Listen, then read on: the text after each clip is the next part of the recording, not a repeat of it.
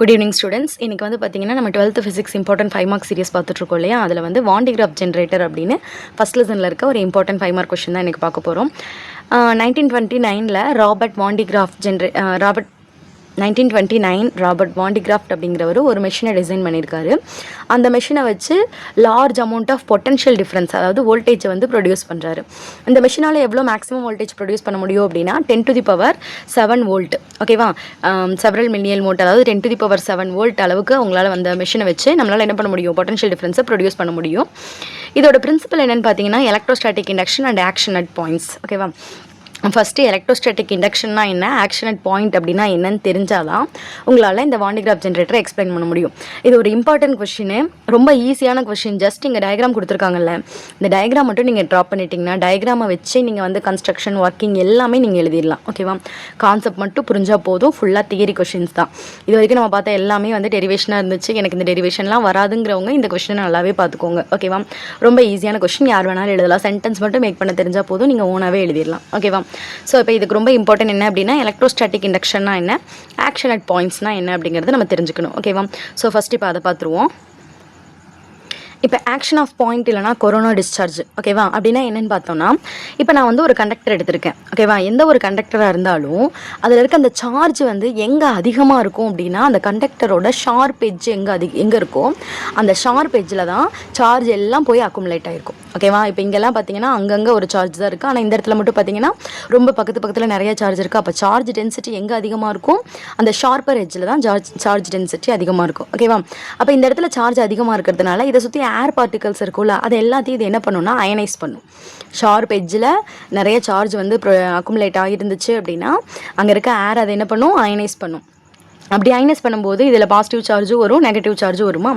இப்போ இங்கே இருக்கிறது ஃபுல்லாக பாசிட்டிவ் சார்ஜ் தான். இது என்ன பண்ணும், இந்த பாசிட்டிவ் சார்ஜை ஃபுல்லாக ரிப்பிள் பண்ணி விட்டுரும், நெகட்டிவ் சார்ஜை ஃபுல்லாக அட்ராக்ட் பண்ணும். அப்போ நெகட்டிவ் சார்ஜ் இங்கே வந்து இங்கே இருக்க பாசிட்டிவ் சார்ஜ் என்ன பண்ணிடும், நல்லிஃபை பண்ணிடும். அப்போ இங்கே இருக்க சார்ஜ் டென்சிட்டி வந்து ரெடியூஸ் ஆகும். ஓகேவா, இதுக்கு பேர் தான் நம்ம என்ன சொல்கிறோம்னா ஆக்ஷன் ஆஃப் பாயிண்ட் இல்லைனா கொரோனா டிஸ்சார்ஜ் அப்படின்னு சொல்கிறோம். ஓகேவா, அடுத்து நெக்ஸ்ட்டு எலக்ட்ரோஸ்டாட்டிக் இண்டக்ஷன். இப்போ இதில் வந்து பார்த்திங்கன்னா நம்ம கான்டாக்டே இல்லாமல், அதாவது எந்த ஒரு கான்டாக்டும் இல்லாமல் ஒரு கண்டக்டரை வந்து நம்ம வந்து பாசிட்டிவ் சார்ஜ் இருக்கிற மாதிரியோ இல்லை நெகட்டிவ் சார்ஜ் இருக்க மாதிரியோ கன்வெர்ட் பண்ணுறது தான் எலக்ட்ரோஸ்டாட்டிக் இண்டக்ஷன் அப்படின்னு சொல்கிறோம். இப்போ நான் இந்த ஸ்பெரிக்கல் ஷேப் கண்டக்டர் எடுத்திருக்கேன். அதில் பாசிட்டிவ் சார்ஜும் இருக்கும், நெகட்டிவ் சார்ஜும் இருக்கும். ஓகேவா, இப்போ நான் என்ன பண்ணியிருக்கேன்னா ஒரு நெகட்டிவ் சார்ஜ் இருக்க ராடை டச் பண்ணலை, வித்தவுட் கான்டாக்ட் நம்ம என்ன பண்ணியிருக்கோம், கொஞ்சம் தூரத்தில் இதை வந்து பிளேஸ் பண்ணியிருக்கோம். அப்படி பிளேஸ் பண்ணும்போது இங்கே நெகட்டிவ் சார்ஜ் இருக்கனால இந்த ஸ்பெரிக்கல் செல்லில் இருக்க பாசிட்டிவ் சார்ஜ் மட்டும் இது பக்கத்தில் போய் அக்குமுலேட் ஆகிருக்கும். நெகட்டிவ் சார்ஜெல்லாம் இது என்ன பண்ணிடுது, ரிப்பிள் பண்ணி இந்த சைடு கொண்டு வந்துருச்சு. ஓகேவா, இப்போ நம்ம செகண்ட் டயக்ராமில் என்ன பண்ணியிருக்கோம் அப்படின்னா நெகட்டிவ் சார்ஜுக்கு ஒரு கிரவுண்ட் கனெக்ஷன் கொடுத்துருக்கோம். அப்போ இங்கிருந்த நெகட்டிவ் சார்ஜ் ஃபுல்லாக கிரவுண்டுக்கு பாஸ் ஆகிடுச்சு. ஓகேவா, இப்போ பாருங்கள் நெகட்டிவ் சார்ஜ் எதுவுமே இல்லை, இங்கே பாசிட்டிவ் சார்ஜ் மட்டும் இருக்குது. ஏன் இங்கே பாசிட்டிவ் சார்ஜ் இருக்குது அப்படின்னா இங்கே நெகட்டிவ் இருக்க ஒரு ராடை நான் வச்சுருக்கிறதுனால பாசிட்டிவ் சார்ஜை ஃபுல்லாக அட்ராக்ட் பண்ணி வச்சுருக்கு. ஓகேவா, சப்போஸ் இப்போ நான் இதை எடுத்துட்டேன் அப்படின்னா இந்த இது ஃபுல்லாகவே என்ன இருக்குது, இப்போ பாசிட்டிவ் சார்ஜ் மட்டும்தான் இருக்குது. ஓகேவா, அப்போ வந்து நம்ம சார்ஜை இங்கே ஃபுல்லாக பாசிட்டிவ் சார்ஜ் இருக்க மாதிரி நம்ம மாற்றிட்டோமா. இதுக்கு பேர் தான் எலக்ட்ரோஸ்டாட்டிக் இண்டக்ஷன். வித்தவுட் கான்டாக்ட், நம்ம எந்த டச்சுமே பண்ணாமல் அந்த ஸ்பெரிக்கல் செல்லேருந்து நெகட்டிவ் சார்ஜெல்லாம் ரிமூவ் பண்ணிவிட்டு வெறும் பாசிட்டிவ் சார்ஜ் இருக்க மாதிரி நம்ம கொண்டு வந்திருக்கோம். இதுக்கு பேர் தான் எலக்ட்ரோஸ்டாட்டிக் இண்டக்ஷன் அப்படின்னு சொல்கிறோம். ஓகேவா, ஸோ இப்போ எலக்ட்ரோஸ்டாட்டிக் இண்டக்ஷன்னா என்ன, ஆக்ஷன் அட் பாயிண்ட்ஸ்னா என்னன்னு உங்களுக்கு புரிஞ்சிருச்சு இல்லையா.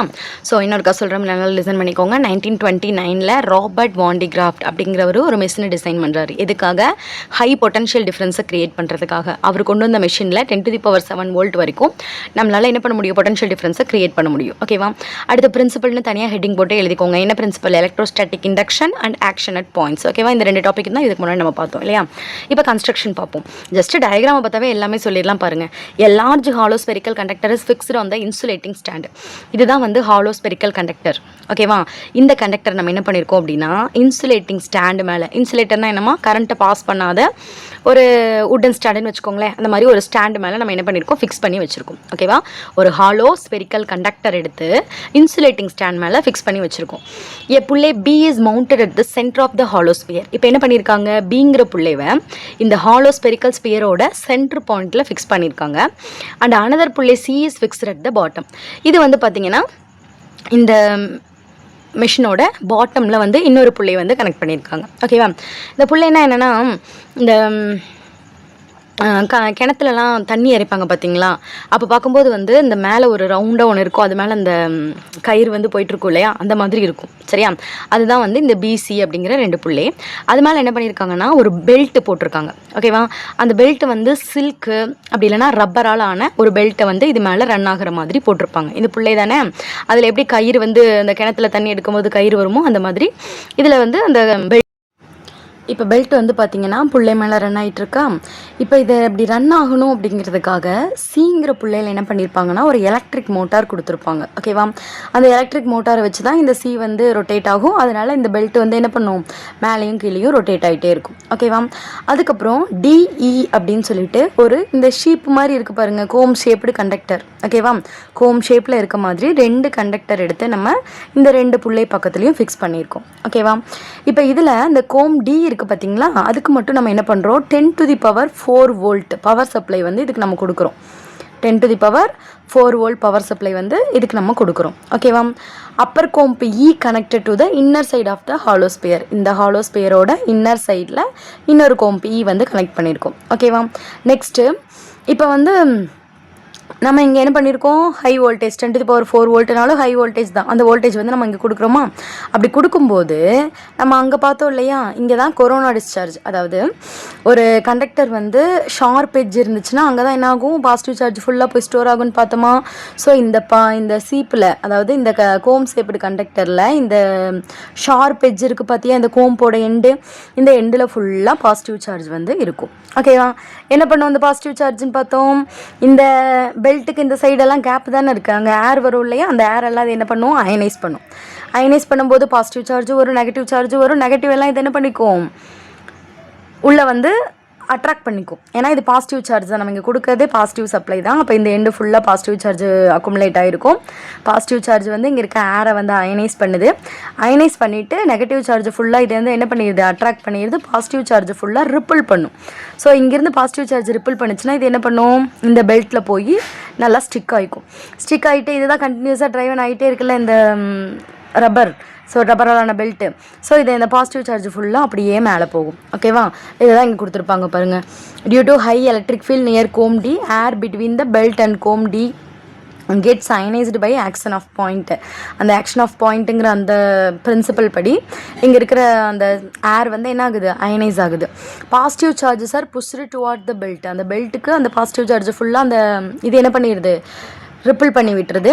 And negative charges are attracted towards the comb D. Comb D என்ன பண்ணுது, நெகட்டிவ் சார்ஜ் ஃபுல்லாக அட்ராக்ட் பண்ணிடுது. ஓகேவா, the positive charges stick on the belt and move up. அது அப்படியே அந்த பெல்ட்டில் ஸ்டிக் ஆகிட்டு மேலே போகுது. when the positive charge of the belt reaches the point near the comb E, the comb E acquire negative charge. இப்போ தான் என்ன ஆகுதுன்னா எலக்ட்ரோஸ்டாட்டிக் இண்டக்ஷன். பாசிட்டிவ் சார்ஜ் ஃபுல்லாக அப்படியே மேலே போகுதா, மேலே போய் இங்கே வரும்போது இங்கே என்ன ஆகும் அப்படின்னா இந்த எண்டெல்லாம் இருக்கு இல்லையா, இப்போ நான் என்ன பண்ணியிருக்கேன், இங்கே பாசிட்டிவ் சார்ஜை கொண்டு வரேன். இது ஒரு கண்டக்டர். இந்த கண்டக்டரில் என்ன இருக்கும், பாசிட்டிவ் சார்ஜும் இருக்கும், நெகட்டிவ் சார்ஜும் இருக்கும். இப்போ இதுதான் வந்து அந்த கண்டக்டர்னு வச்சுப்போம். ஓகேவா, இதில் பாசிட்டிவ் சார்ஜும் இருக்குது, நெகட்டிவ் சார்ஜும் இருக்குது. இப்போ இந்த பெல்ட் வழியாக மேலே வர்றது இங்கே என்னது, பாசிட்டிவ் சார்ஜ் தான் வருது. நம்ம ஆல்ரெடி பார்த்தோமா, ஒரு அதாவது இப்போ நமக்கு கான்டாக்ட் இல்லை, ஒரு பாசிட்டிவ் சார்ஜ் இருக்கிறத நான் இங்கே பக்கத்தில் கொண்டு வரேன் அப்படின்னா அந்த கண்டக்டரில் இருக்க நெகட்டிவ் சார்ஜ் ஃபுல்லாக இந்த சைடு வந்துடும். ஓகேவா, பாசிட்டிவ் சார்ஜ் ஃபுல்லாக இது என்ன பண்ணும், ரிப்பிள் பண்ணி விட்டுரும்.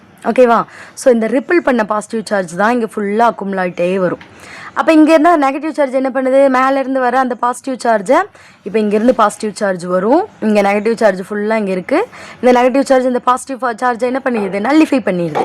அப்போ கீழே வரும்போது இந்த பெல்ட் எப்படி வருது, எம்டியாக வருது. அப்போ இங்கேருந்து பாசிட்டிவ் சார்ஜ் என்ன பண்ணும், இந்த இதில் ஃபுல்லாக இந்த ஸ்பெரிக்கல் செல்லில் ஃபுல்லாக என்ன ஆயிரும், டிஸ்ட்ரிபியூட் ஆகிட்டே இருக்கும். ஓகேவா, இவ்வளோ தான் ப்ராசஸ். இது எகைன் இப்போ திரும்ப போகுதா, இங்கே நம்ம கண்டினியூஸாக 10⁴ வோல்ட் கொடுத்துட்டே இருக்கோமே, பாசிட்டிவ் சார்ஜ் கொடுத்துட்டே இருக்கோமே. அப்போ இங்கே என்ன பண்ணும், இங்கே இருக்க சார்ஜஸ் அப்படியே அயனைஸ் பண்ணும், பாசிட்டிவ் சார்ஜ் ரிப்பிள் பண்ணும், நெகட்டிவ் சார்ஜ் உள்ளே எடுத்துக்கும், மறுபடியும் இது மேலே போகும். மேலே போய் இங்கே இருக்க நெகட்டிவ் சார்ஜ் நல்லிஃபை பண்ணி கீழே வரும், பாசிட்டிவ் சார்ஜ் ஃபுல்லாக இதில் அக்குமுலேட் ஆகிருக்கும். இந்த ப்ராசஸ் வந்து திரும்ப திரும்ப நடந்துகிட்டே இருக்கும். எது வரைக்கும் நடக்கும் அப்படின்னா இங்கே வந்து 10⁻7 வோல்ட் பொட்டன்ஷியல் டிஃப்ரென்ஸ் க்ரியேட் ஆகிற வரைக்கும் இந்த பாசிட்டிவ் சார்ஜ் வந்து இங்கே ஃபில் ஆகிட்டே இருக்கும். அதுக்கு மேலே வந்துச்சு அப்படின்னா அங்கே என்ன ஆகும் அப்படின்னா லீக்கேஜ் ஆக ஆரம்பிக்கும். சரியா, இதுதான் நெக்ஸ்ட் கொடுத்துருப்பாங்க பாருங்கள்.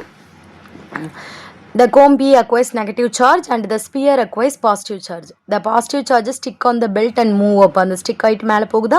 When the positive charges on the belt reach the point near the cone P, அந்த cone Pக்கு போகும்போது cone P acquires negative charge. cone Pல ஃபுல்லாக என்ன ஆயிரும், நெகட்டிவ் சார்ஜ் வந்துடும். And sphere acquires positive charge. ஏன்னா கோம்பு அந்த வர பாசிட்டிவ் சார்ஜ் என்ன பண்ணுது, கோம்பில் இருக்க பாசிட்டிவ் சார்ஜ் ரிப்பிள் பண்ணி விடுது. அது ஃபுல்லாக என்ன பண்ணுது, ஸ்பியரில் போய் அக்குமுலேட் ஆயிடுது. ஓகேவா.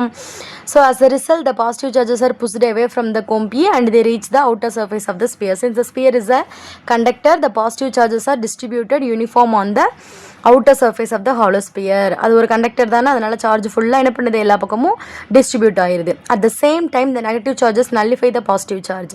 அப்போ அங்கே அந்த கோம் ஷேப் கோம் ஷேப் ஈல இருக்க அந்த கோம் ஷேப் கண்டக்டரில் இருக்க மைனஸ் சார்ஜ் ஃபுல்லாக இது என்ன பண்ணிடுது, இங்கேருந்து வர பாசிட்டிவ் சார்ஜ் நல்லிஃபை பண்ணிடுது. ஓகேவா.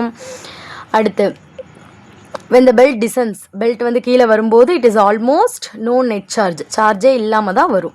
at the bottom it again gains the large positive charge. கீழே வரும்போது மறுபடியும் பாசிட்டிவ் சார்ஜ் வரும், அப்படியே மேலே போகும்.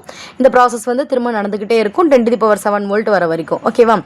we cannot store charges beyond this limit. இந்த 10⁻7 வோல்ட்டுக்கு மேலே அந்த மெஷினில் நம்மளால் சார்ஜை என்ன பண்ண முடியாது, ஸ்டோர் பண்ண முடியாது. அப்போ இங்கே என்ன நடக்கும் அப்படின்னா லீக்கேஜ் ஆக ஆரம்பிக்கும். ஓகேவா. அந்த லீக்கேஜை வந்து நம்ம எப்படி இது பண்ணலாம் அப்படின்னா, reduce by enclosing the machine in a gas filled steel chamber. ஓகேவா. கேஸ் ஃபில் ஆகிருக்க ஒரு ஸ்டீல் சேம்பர் எடுத்து நம்ம என்ன பண்ணணும், அது மேலே க்ளோஸ் பண்ணி லீக்கேஜ் ஆகாமல் நம்ம வந்து ரெஸ்ட்ரிக்ட் பண்ணலாம். ஓகேவா. இப்போ இதில் வர அந்த ஹை வோல்டேஜ் நம்ம என்ன பண்ணலாம் அப்படின்னா, அயான்ஸை இந்த ப்ரோட்டான் டியூட்ரான் அந்த மாதிரி பாசிட்டிவ் அயான்ஸை ஆக்சிலரேட் பண்ணுறதுக்கு, ஆக்சிலரேட்னா கொஞ்சம் ஸ்பீடாக போக வைக்கிறதுக்காக நம்ம யூஸ் பண்ணிக்கலாம். அதே மாதிரி நியூக்ளியர் டிஸ்இன்டகிரேஷன் இந்த அப்ளிகேஷனுக்காகவும் நம்ம யூஸ் பண்ணிக்கலாம். இப்போ இந்த லாஸ்ட் பாயிண்ட்டை மட்டும் நீங்கள் அப்ளிகேஷன் ஹெட்டிங் போட்டு எழுதிக்கலாம். ஓகேவா. ஸோ இந்த கொஷின் புரிஞ்சிருக்கும்னு நினைக்கிறேன். ஏதாவது டவுட் இருந்துச்சுன்னா கமெண்ட் பண்ணுங்கள்.